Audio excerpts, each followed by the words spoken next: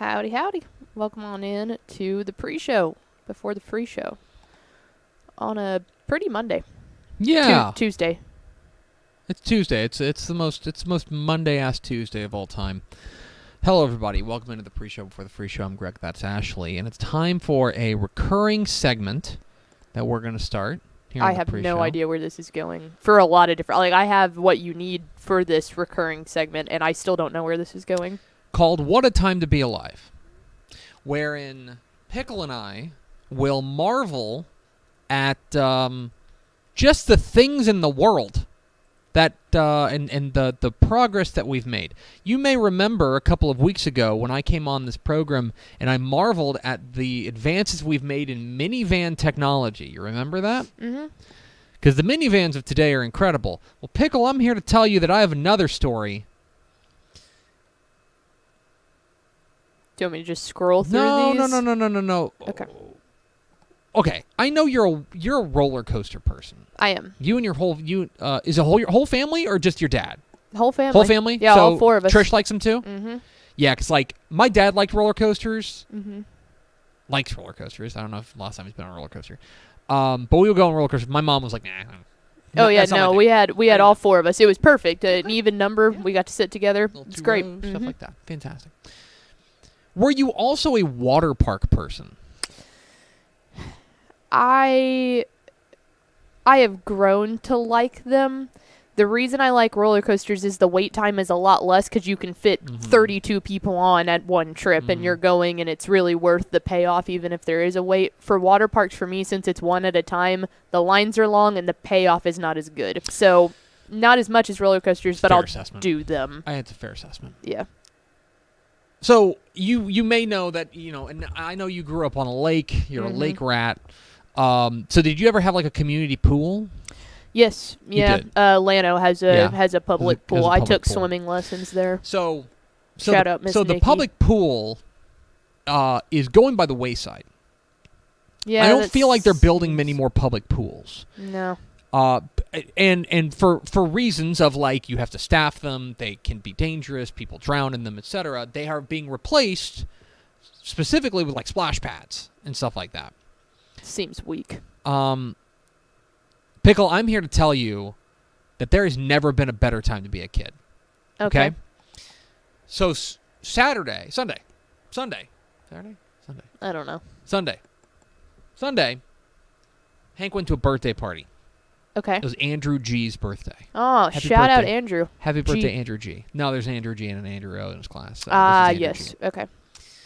And the birthday party was held at a place called the Cove on the waterfront or the Cove on the lakefront something. It's in Little Elm. Okay? Little Elm rules. Hot take. Hadn't been to Little Elm in a minute. And Little Elm rules, doesn't it? I don't know. Do they have money over there? Yeah. They must. Mhm. Okay? You can go play some really good sand volleyball in Little Elm. This is their rec center, okay?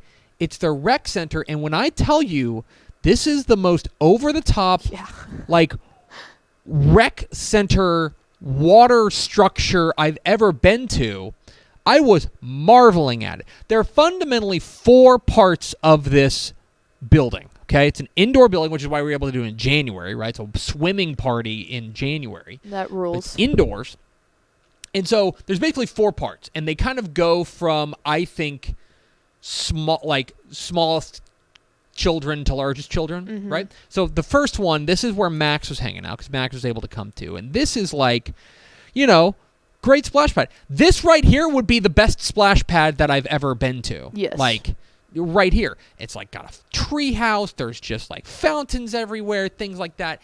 Max, who is one and is big into the water and loves bath time, thought this was the coolest thing that's ever existed, and I'm inclined to agree with them. Yep. Okay? They've also got party rooms. They rented one out for Andrew G's party. There is a bar upstairs. Oh my This God. This place ruled. Okay, so this is the small part. This is the little kid part of it. You move to the next part, which is where Hank was hanging out. Okay? There's 3 water slides on this thing. Jeez. There are there's all these like little fountains. It is the only way I can describe it is an aquatic assault. Okay?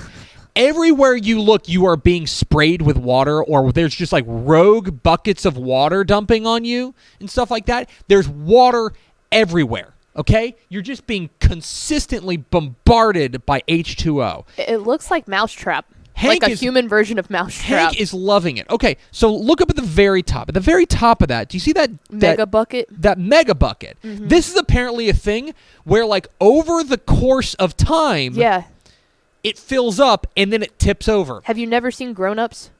No, I haven't seen Grown Ups. Well, you would have known about Mega Bucket had you have. So this thing, I think it was every 10 minutes or so. But suddenly you start hearing this bell. It goes ding, ding, ding, and it starts going faster and faster before it tips over.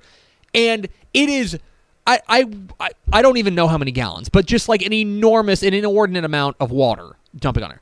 This is insane. This little part of there. But we're not done, Pickle. Okay? Let's matriculate over to the next section. They got an indoor surfing place. Flow Rida.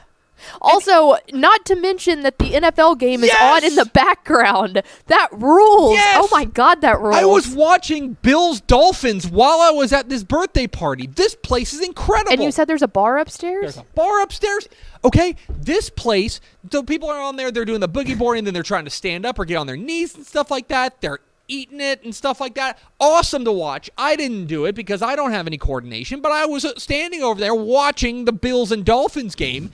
This place was incredible. And then there was the part on the other side. And this is the coup de grace here. So this is the apparently like the big, like adults and big kids and stuff like that. Giant things. There's slides that go out and in and out and stuff like that. If you look in the bottom left, there's cabanas that you can rent, right? So you can just be there. They've got a lazy river down there. That's a lazy river. If you look on the right, there's like a climbing wall, stuff like that. But I need to put this over the top for you because already this is the silliest thing I've ever seen, the silliest municipal structure I've ever witnessed. Mm-hmm. It gets sillier. Oh, there's not another picture, is there? No. Okay. I want you to look at the very top of this picture. Do you see in the roof there's a gap, right? Oh, yeah. Yeah. Do you know why? No. Go. You unplugged your microphone. Pickle. It's a retractable roof. Oh my God. So during the summer, it can be an outdoor water park. Right. Wow. Okay. When I tell you I have so many that questions. the advances that we have made in water park technology, man, absolutely stunning. I was flabbergasted. I was gobsmacked by this place. So I have a lot of questions, and I'm trying to think of them quickly. First, can a group of, say, 25 to 23-year-olds yes. without children go? The answer is yes. Awesome. Yeah, I'm telling Mallory. Second, man, I don't even know where to go from there. Oh, is like, do you have to pay to get in? So we didn't pay because it was a birthday party. They had paid for it. Yeah. So like they paid X number of dollars to rent the room, and you get X number of people to go in with you. I do not know what it costs to get in. Still, I can't imagine it would be more than like you can pay to go to Hurricane Harbor, or you can pay to go to that. I would assume that is substantially less money. It was because it's a city owned thing. Like That's it's theoretically so cool. Like it was. Let me see. The Cove at the Lakefront is what it's called. Okay. Let me see what they've got. Daily admission. $18 a head. Holy cow. For a day. That's easy. Okay. This place is shocking. And so I'm going to be honest, when you sent me the pictures, I thought, as I've never been, I thought that was Great Wolf Lodge. yeah. I've never been it does. It looks like Great Wolf Lodge. Yeah, I've never been, but I've seen pictures here, or people post pictures of their kids there or whatever. I was like, oh, they went to Great Wolf Lodge. Yes. I had no idea that was the Little Elm Rec place. Yeah. Anyway. Little Elm rules. There you go. That's what I did this weekend, and that's today's episode of What a Time to Be Alive. Hit the theme, Expo.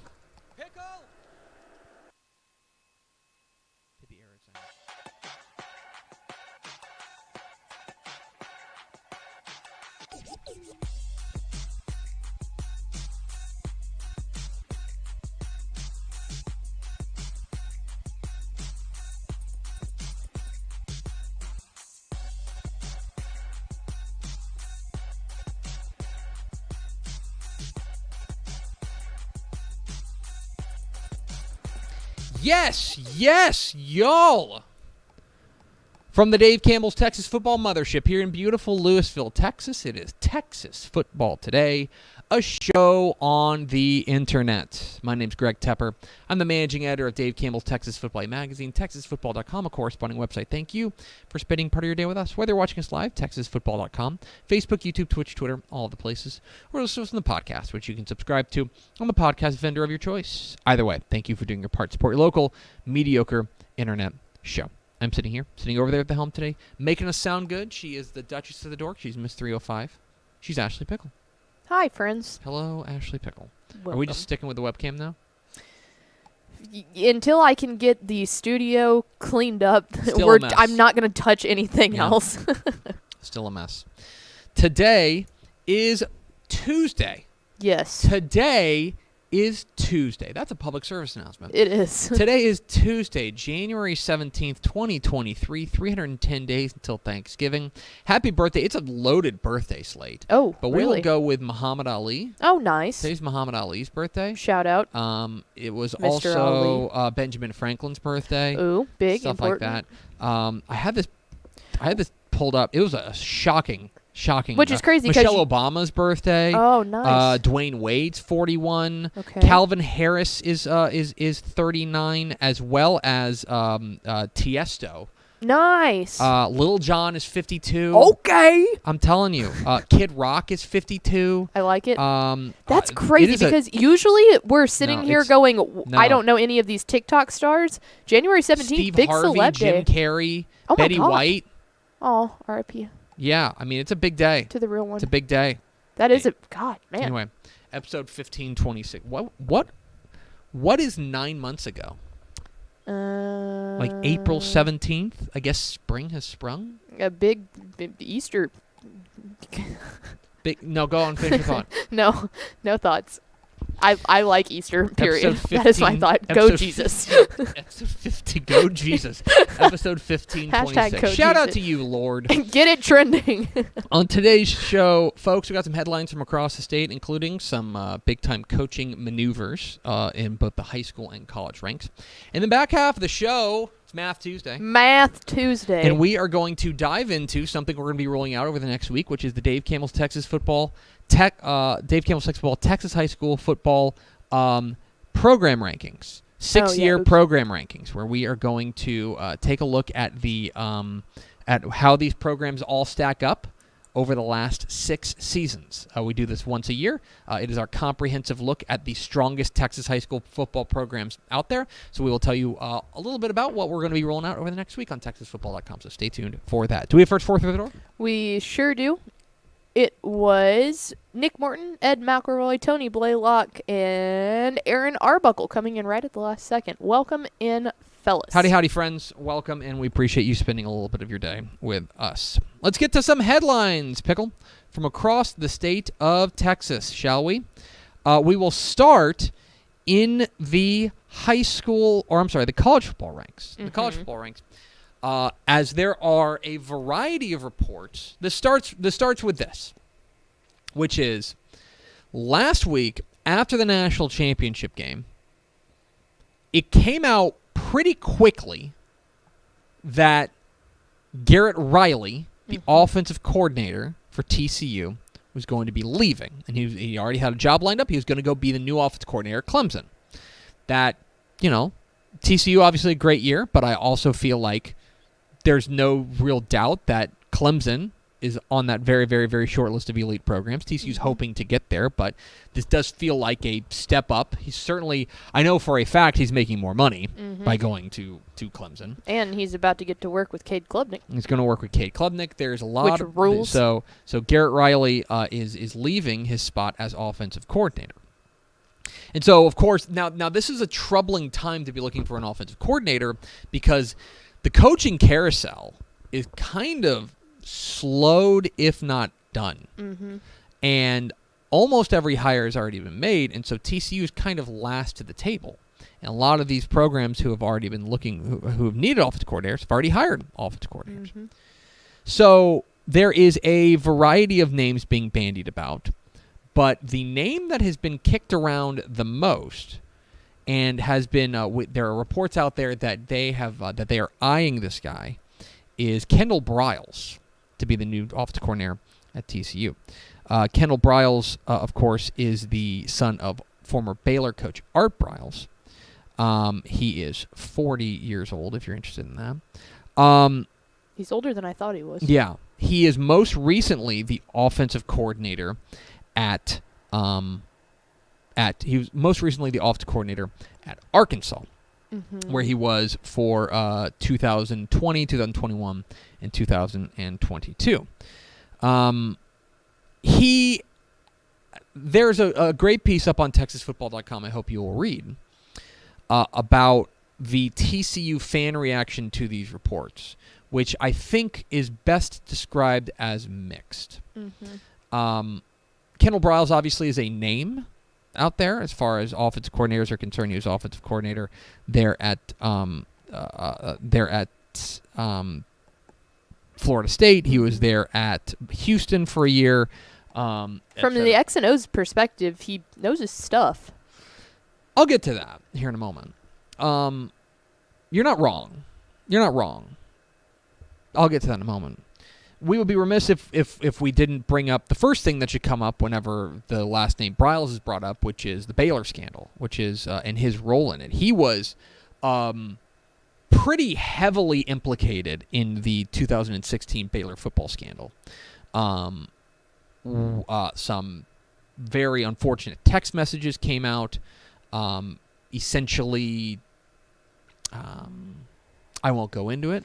But, yeah, let's not. But he had a pretty clear and obvious role in the scandal that ended up ending Art Briles' collegiate career, at least for now. He bounced back relatively quickly as well, going to FAU after a year off, where he was where Lane Kiffin he was Lane Kiffin's offensive coordinator for a year. But he was implicated pretty heavily in the Baylor scandal of 2016. That is rubbing a lot of TCU fans the wrong way. Also, the fact that TCU doesn't like Baylor to begin with, and he kind of he's kind of been this the Briles family, and the Briles is considered more or less taboo.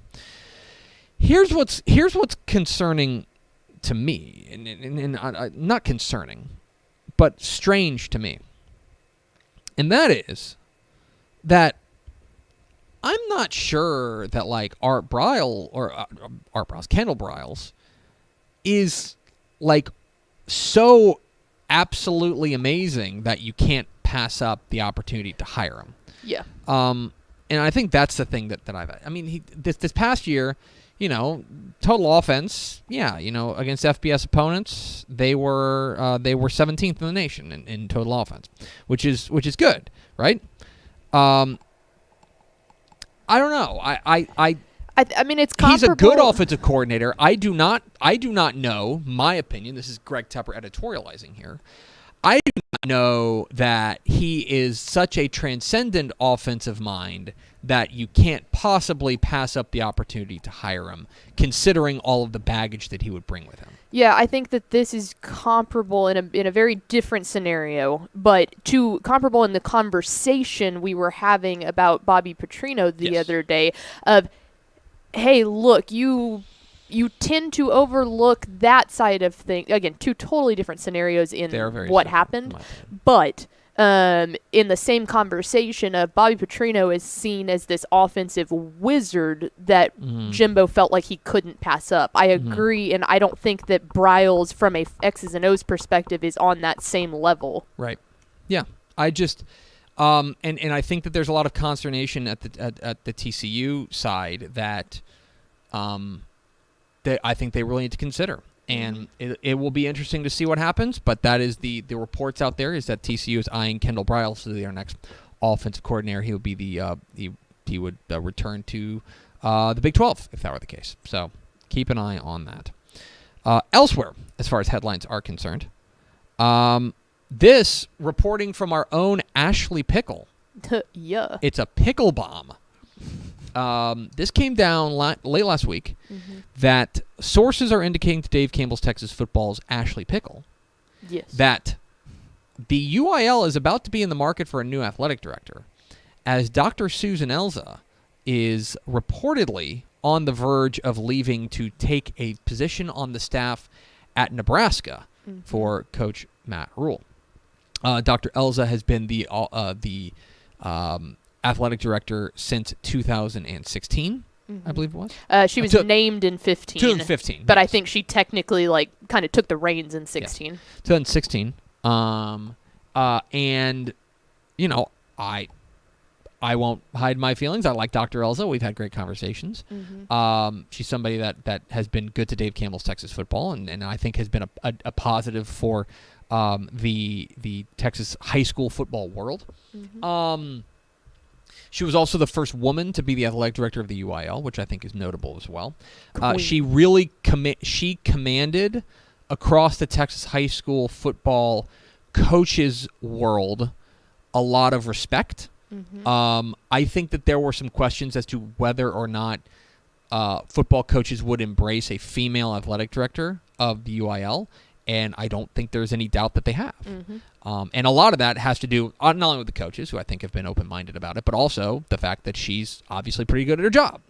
She's a great relationship with the Texas High School Coaches Association. She's a former athletic director at Northwest ISD. She's done a lot of stuff for sports, not football, as well. Yes, which is as well. huge. That is worth mentioning. We focus on the football side, yeah. But for There's all so sports much across the other. UIL, she's done a lot. So she is being eyed as the chief of staff at Nebraska. This is carbon copy. This is Xeroxed from what Matt Rule did at Baylor. Which, again, had a lot of success. When he arrived at Baylor, go listen back to the tape we did the day after he was hired. When he got hired, we said, all right, here's a Yankee who all of a sudden wants to recruit in Texas.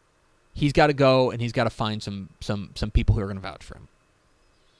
And so he went out, and he hired Joey McGuire, and he hired David Wetzel. Okay? Joey McGuire, the head coach of Cedar Hill. David Wetzel, the head coach of San Antonio Reagan, as well as the president of the Texas High School Coaches Association at the time. Matt Rule now, after a stint at the Carolina Panthers, now back in the college ranks, wants to continue recruiting in Texas. So he hires Bob Wager, longtime, successful, respected DFW area head coach. 18 years he spent at Arlington Martin. Does that sound familiar? Very Joey McGuire. That's the DFW guy. Then, who's going to be the Wetzel? Who's going to be the statewide guy? Who's going to be the person who has the appeal of all, who represents all of the Texas high school football coaches? Well, it's not a he. Instead, it's Dr. Elza, who is a statewide figure and a well-respected figure in Texas high school football circles across the state of Texas. This is carbon copy from what he did at Baylor. I mean, and if it ain't broke, don't fix it. If it worked the first time as well as it did, there's no reason to change it up now. He also hired Garrett McGuire, who played for him at Baylor, Joey McGuire's son, to be the wide receivers coach. Anyway, that has not come down officially, but sources are indicating to our own Ashley Pickle that Dr. Elza will be leaving the UIL to become the athletic director, or rather to become that'll be the news, to become the chief of staff for Nebraska and under Matt Rule. So certainly interesting there. This came down last week. We need to give our flowers to Ray Biles. Yeah. Ray Biles, the long time head coach at Lorena, has announced his retirement. What, 32 years? 31 years. 31.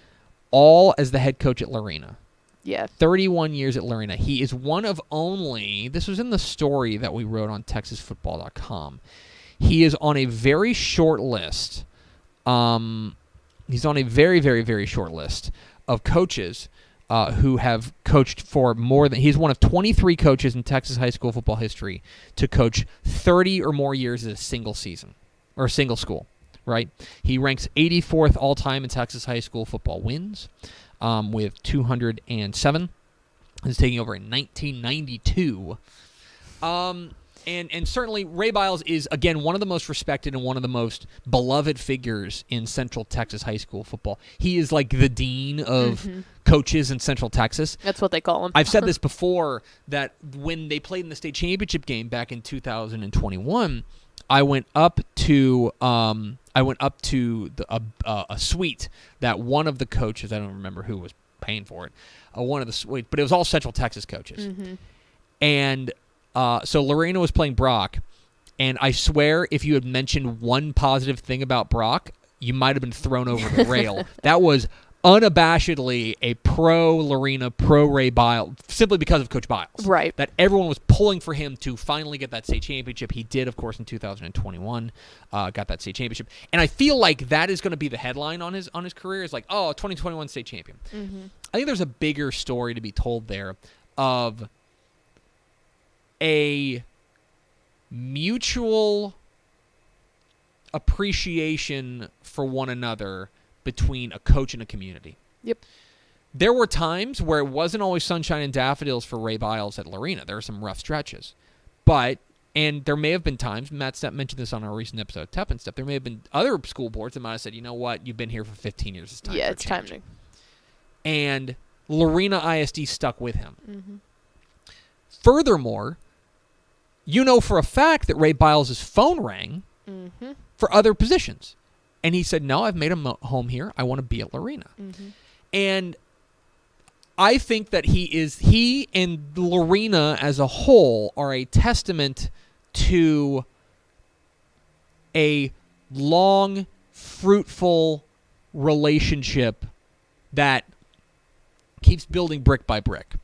And what you saw over the twilight of his career there, where he continued to turn them into a perennial power, eventually ending in a state championship, I think is a testament to both of their commitment to one another. And it's both ways. And I think that is a Texas high school football success story at Lorena. And we certainly wish Coach Biles the best, who's just one of the nicest guys you'll ever meet. Yeah. No kidding. The next bad thing you hear about about Ray Biles will be the first. He's good people. So anyway, that's we wish him the very best in retirement. Speaking of retirement, this came down just recently. We don't have lower third for this, but it came down this morning that Bridgeland head coach David Rathfield is retiring. He announced his retirement. He, of course, led Cy Falls to a state championship back in 2006. Coached there for 7 years, went off to A&M Consolidated for 6 years before returning to Cy-Fair ISD to launch the Bridgeland program. Where obviously had success very there. Successful in their kind of nascent stages and things like that. And so, but we wish David Rathfield the very best. He's retiring after 19 years as the head coach there, Bridgeland A&M Consolidated. Another really good guy. Man, my favorite thing about Rathfield was he was not scared to give anybody a hard time, but that's how you knew that he liked you. If he was making jokes at you, then you were in on it. Yes. And then finally, I want to bring this up. There's another from the coaching ranks, and that is that Texas Tech may be on the verge of hiring. In fact, they are hiring a new wide receivers coach. Joey McGuire is going to hire Baylor assistant Justin Johnson to be their next wide receivers coach and assistant head coach. Emmett Jones was their wide receivers coach and a passing game coordinator. Or rather, he left to go take the same job, essentially, at Oklahoma. This is first reported by our friends at Football Scoop. Johnson is a guy who was a star at Houston before he got into the coaching world. He was an assistant at Baylor, and now is going to be the wide receivers coach and assistant head coach there at Texas Tech. So they have hired their new wide receiver coach. It's going to be Justin Johnson. Obviously worked together with Joey McGuire during his time there at Baylor. So there you have it. There's some headlines from across the state of Texas. We've got you covered at TexasFootball.com. We're Texas Football Today. We're here every weekday at noon on TexasFootball.com, talking football in the Lone Star State. You can follow us on Twitter at DCTF, like us on Facebook, Facebook.com/Dave Campbell's. Follow us on Instagram, Instagram.com/Dave Campbell's. And, of course, see us at TexasFootball.com. TexasFootball.com is where you can find complete coverage. High school football, college football, and recruiting all across the Lone Star State. Now a word from our friends at VCR Now. Born and bred in Texas hits a little different, as it should. Texas loves doing business with fellow Texans. VCR Now takes its Texas roots as seriously as its many partnerships with schools and universities around the state. It's also why we're so proud to promote our brand in the pages of the Texas Bible, Dave Campbell's Texas Football, and on the airwaves of Texas Football Today. Driven by producing quality broadcast video, state-of-the-art audio, and LED video scoreboards at affordable prices, VCR Now makes sure to listen to your needs in its athletic department before recommending the next best steps. Building great products is our business, and it's our focus on building meaningful, long-term partnerships with our clients that sets us apart. From our 24/7, 365-day help desk, the training lab in our hometown of Red Oak, or our sports marketing business plan that puts money back in the hands of our athletic departments we support, VCR Now is built to last. Reach out to us today at info@vcrnow.com or by calling 855-GO-VCR-NOW. Again, that's info@vcrnow.com or by calling 855-GO-VCR-NOW. All right, Pickle. I know it feels like Monday, It does. but today is actually Tuesday, and on that on that day, we celebrate Math Tuesday. Math Tuesday.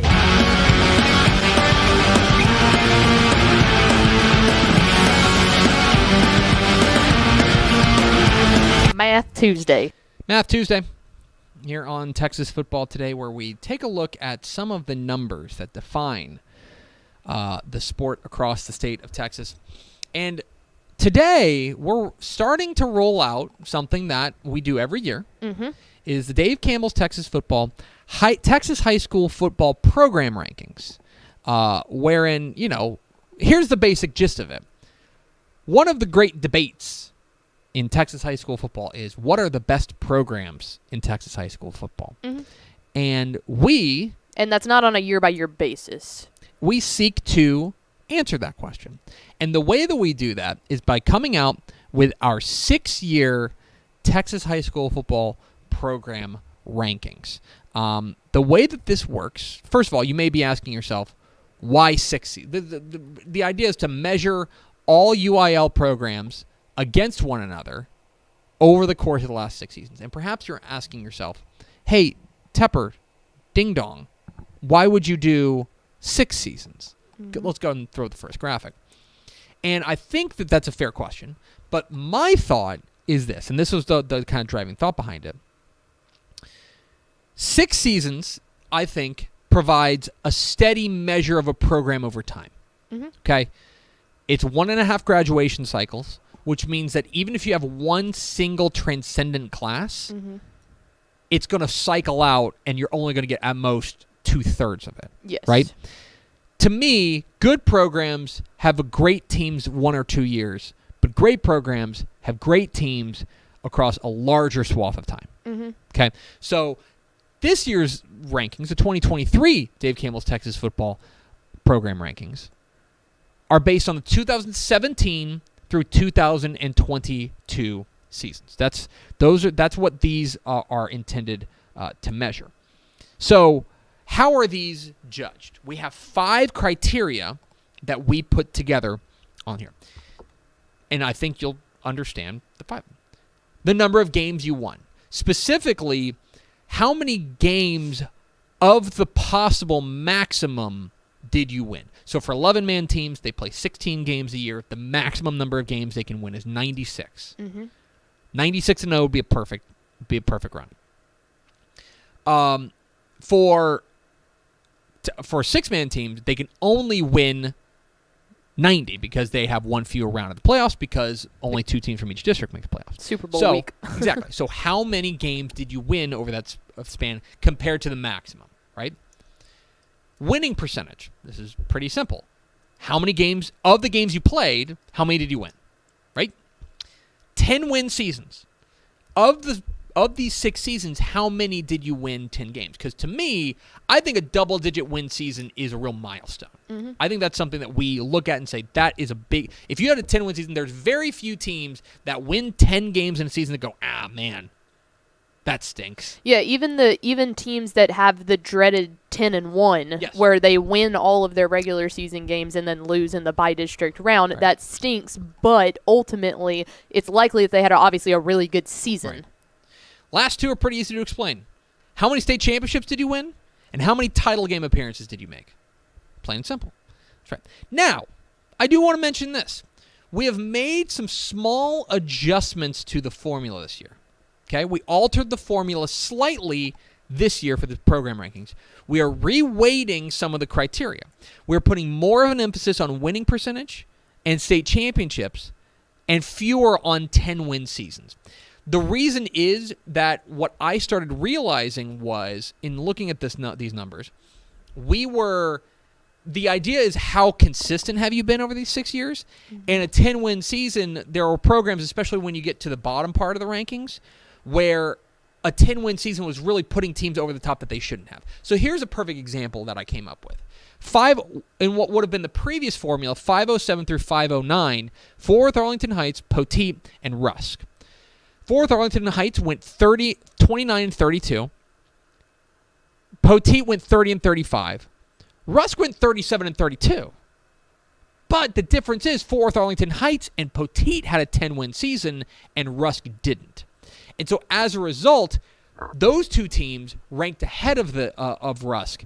Whereas, and so I started looking at it, I'm like, okay, well, honestly, which of these teams has been more consistent over the course of these 6 Yeah, seasons? because 29-32 that's not a winning record. I would just say that I look at Rusk and say that they were a little bit more. So we reweighted the formula a little bit, and as a result, now we would go, they'd still be pretty close, but all of them would actually drop a little bit because there are teams with better winning percentages, but Rusk would be first of those three, Arlington Heights would be second, Poteet would be third. Which makes sense when you look at the percentage of what they were winning. Right. I think that jives a little bit more with what we're hoping to accomplish. So again, this is very slight, and you're not going to notice a ton of differences, but it's going to be it's going to be a little bit noticeable. So, also for what it's worth, whenever these come out, we have like how much did these move over the course of 1 year. We recalculated the 2022 program rankings based on that data so that those will still stand up. They're dealing with the same formula, 2022 versus 2023, whenever you're looking at those. So we hear this all the time whenever we put this out. Like, people can't believe, why is that team above that one? Why did this team move up? Why did this team move down? Let me give you an example. If you want to know how you move up, you replace a bad season with a good one. So the 2016 season is cycling off. The 2022 season is cycling on. Galveston Ball is a perfect example of how to move up. Your beloved. Galveston Ball, in 2016, they're losing a 3-7 season. Okay? They're replacing it with a 10-1 season, which gets you not only a 10-1 record, but you also get that 10-win season bonus. So as a result, they're making a big leap from 913th all the way up to 544th. Pretty big doings there for Galveston Ball. On the flip side, if you're wondering how you move down, you do the reverse. You replace a good season with a bad season. And the biggest example of this is Ira Ann. Okay? Ira Ann last year ranked 273rd in our program rankings. And a big reason why was their 2016 season. 15-1, state finalist, making it to a title game. They get everything there. Yes. 15-1, which is a great record. A state championship appearance. A 10-win and a 10-win season. Yep. All that. All of that gets cycled off and gets replaced with a 4-6 season. That is how you drop from 273rd to 718th in one season.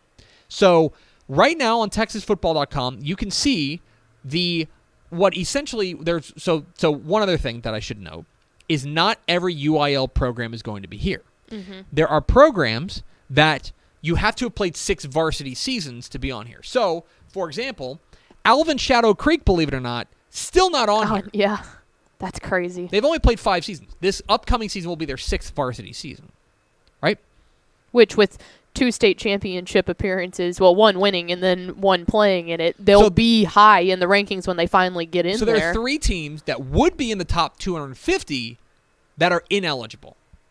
Shadow Creek, Mm-hmm. San Antonio Harlan, Yeah. and Bridgeland. All three of them would be in the top 250 rather, but they are ineligible because you have to play 6 varsity seasons to be eligible. Okay?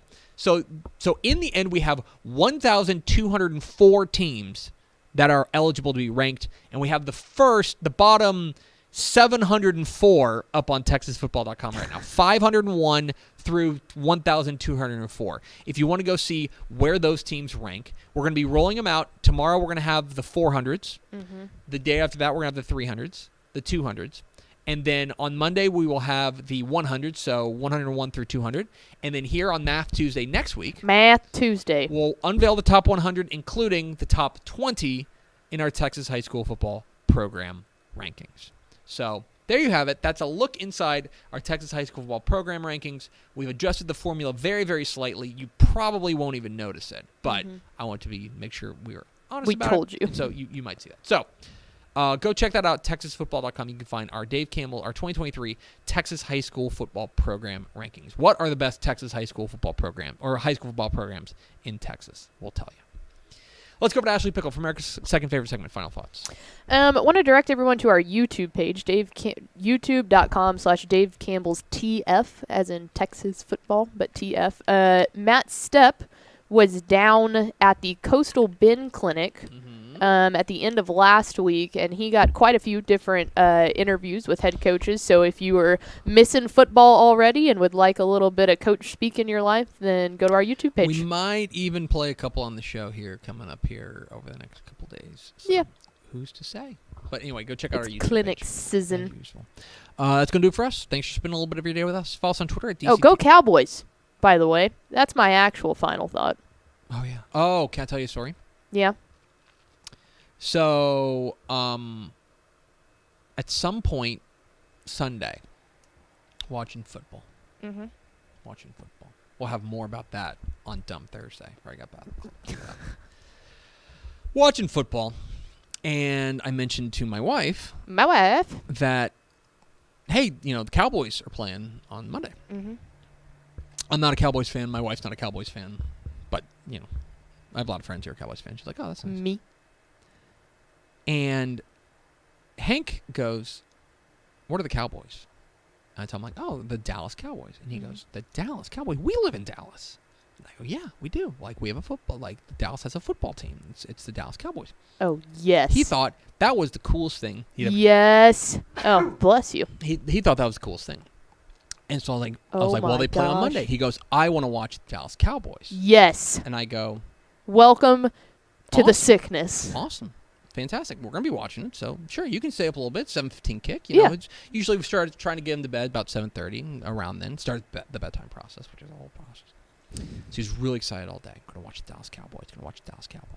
Very excited.